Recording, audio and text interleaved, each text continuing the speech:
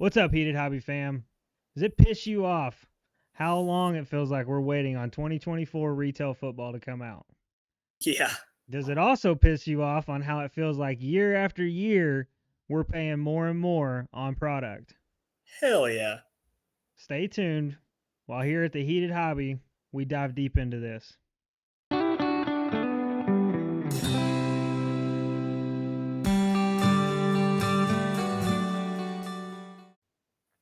All right.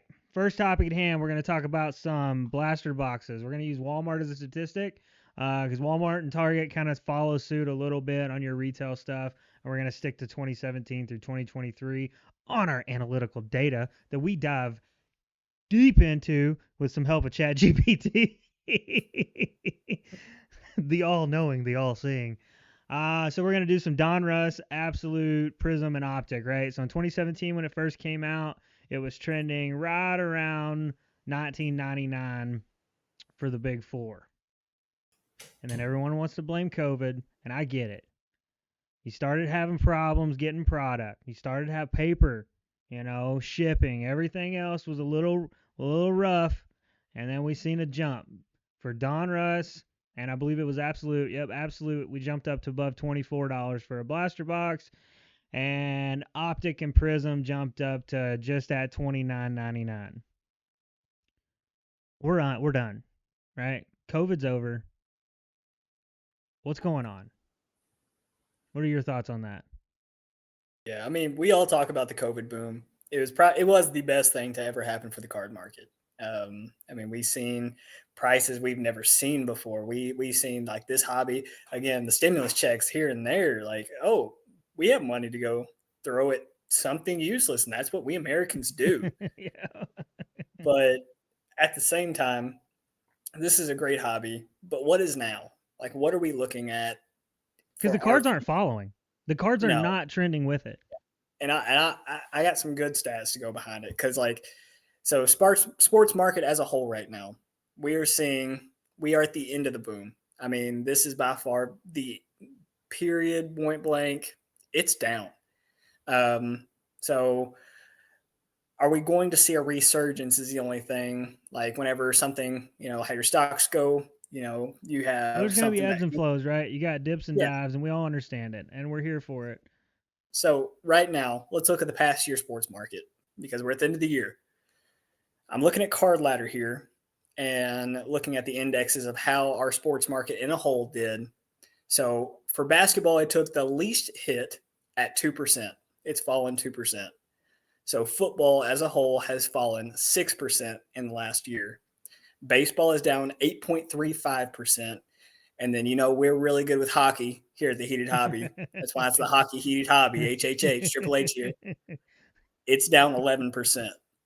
So, I mean, I don't know if you can see it one of two things, or you can see it multiple different ways, however the hell you want to. But I see it as the prices are finally normalizing from this huge COVID boom that, again, no We knew it one's was seen coming. coming. But I think these are the normal prices that cards should be. So at the COVID boom, cards were unsustainable. Like no one, with how, if you want to bring economy into this, you want to bring anything, it's just, we can't expect to continuously see people creating all of these sports cards markets and Pokemon markets and everything. And it continued to stay at the prices that it was, people being able to profit as much as they were. So if we are normalizing through the market, then why are the boxes still increasing slowly but surely? Yeah. So you're showing this in your graph perfectly of, hey, that 2020 boom, that's what it should have with how great Yep. the card market was doing. But why are we still at that market whenever the price of the cards to make are the same? Oh, look at this one. Check this out. Look at this. These are mega boxes, right? Yes. So there's your megas, right? First came like in 2017, we were seeing your Donruss and Absolute megas trending at around $39.99 for a mega box. And the Prism and Optic was right around $49.99. And then no, pardon my French, but no shit. whenever I finally seen Prism and Optic on the shelves, this graph depicts it perfectly because everyone was like, "Oh yeah, it was $59.99. It was 50." I was seeing it in some Targets and WalMarts for $69.99. Look at And I you bought brought them. up basketball. If I seen it, I bought it because as soon as it hits the market, Optic, like I didn't get to buy a single Optic this year from retail, and I refuse to pay $80 to $100 on eBay or at a card shop for a box that potentially has a card in it for that the number one rookie of the year. You know, everyone's chasing the downtown, and I get it, but you could hit a C.J. Stroud. You know, we'll go. I don't want to go the Stars one. We'll go. I don't want to go hollow either, but you know, one of his inserts. You know, not the base card, but just one of his inserts, and it's a $5 to $9 card. Yeah. And that's the rookie of the year, the number one chase.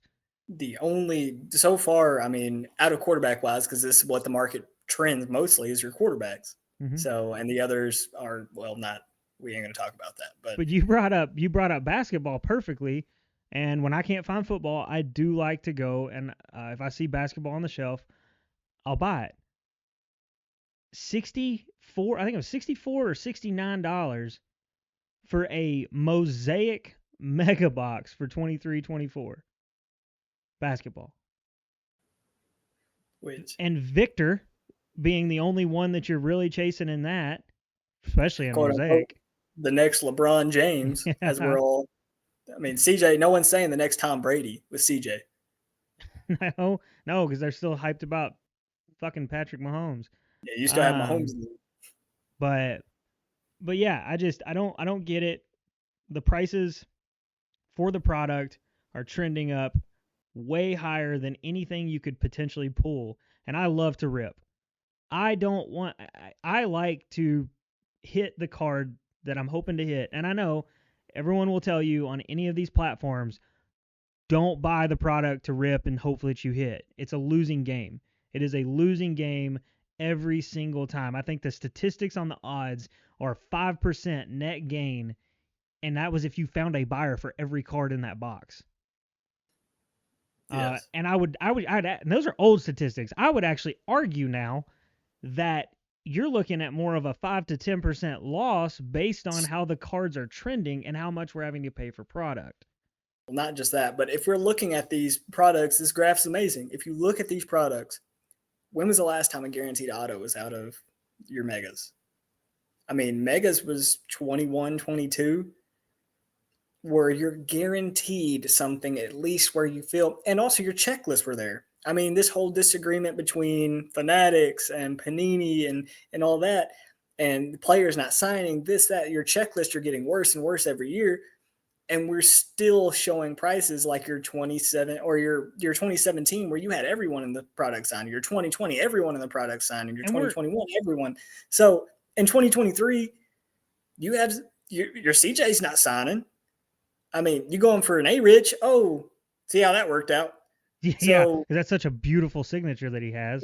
Yeah, not to mention his bench now, but yeah, my daughter has a better signature than that, and she's 6. But I mean, yeah, we're crapping on it. We are. But at the same time, the sports market in a whole, I'm not saying that some of the higher end product, it's there. I mean, if you're wanting to and we're not spend money on your hobby, I know if you're wanting to spend money on your hobby. We're not even talking about hobby. No, but let's talk about hobby. I'm going to pay, because I have been shifting more to hobby because if you brought it up and you hit it right on the head, you know, your guarantees, right? At least you're guaranteed. But man, $300 to $400 for, and that's your low end hobby. That's your certified, your luminance, your origins, not your big, but $300 for at least a guaranteed auto. And the rest is just what? Yeah.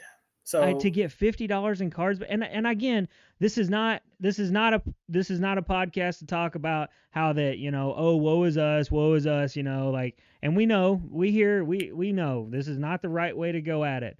The problem that we're trying to bring up is the boom is over. but boxes are still trending up into the just stratosphere on pricing when the cards are not equivalating to the actual market value of the box or even remotely close. I could get behind paying $300 or $400 for a hobby box for the potential chance at a $1,000+ card. Whereas if I don't hit that $1,000+ card, I'm still getting 100, like at least 33% back. Yes. You know what I mean? Yes. But I mean, you're not equaling to your prices. I mean, at all. I mean, if you're going hobby, where historically speaking, I mean, you hit it spot on. You're not getting your value back, even out of any box. I mean, here it used to be where you're getting 50%, so maybe of your boxes back. I mean, we pull boxes that I can 33, take 50%. 33 of your Happy with percent of that. your box back. 33% of your box back is damn. That's not as bad as I thought it could have been. I mean, I didn't hit that 101, but damn, at least I'm not set with $50 worth of cards. Um, I mean, the hobby's still alive, just because I mean everyone's still demanding for the hobby. I We're still mean, gonna and buy it. we are still seeing record breaking numbers in the hobby. I mean, if just sit here and think about it, your Caitlin Clark 101 that was pulled, how much that went for? Yep. Your USA auto, the LeBron, KD, Steph triple auto, the 101 that there was bounties left and right. 4.55 million. Yeah. Your Victor high end products that, I mean, yes, the product is still alive. We're not bashing at all that, oh, sports hobby is dead. Every We're market's bashing dead. retail. Exactly. I The mean, you average hit it on. person, the blue collar worker that loves the hobby, that does not make the money that, can go out and afford to spend that kind of money on that just wants to once a week with their kid go buy a blaster box, but give us something. Like I feel Yeah. like a hobby is taking over all of the high end pools. Like there is no potential chance in retail anymore. Split it up. Give the chance to the retail. Make the chances even with your guarantees. If you want to keep the guarantees in the other, cool. Put the guarantees in the other. But at least have a hope, right? That little what was the golden ticket, right? At least give us the golden ticket to the chocolate factory thought that it exists. Yeah. Yeah. I mean, but yeah. but hey, what do we know? We're just a couple dudes that, like rip and wax, and let us know what you think. Are we off? Are we off? Are we hoping for too much?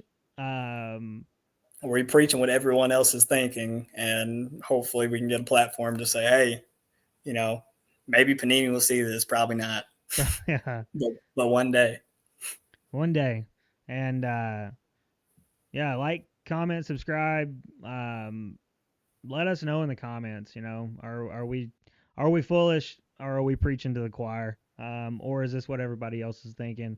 And put something in the comments down below of what you want us to talk about. Again, we'll do the homework so you don't have to. And until next time, Heated Hobby out.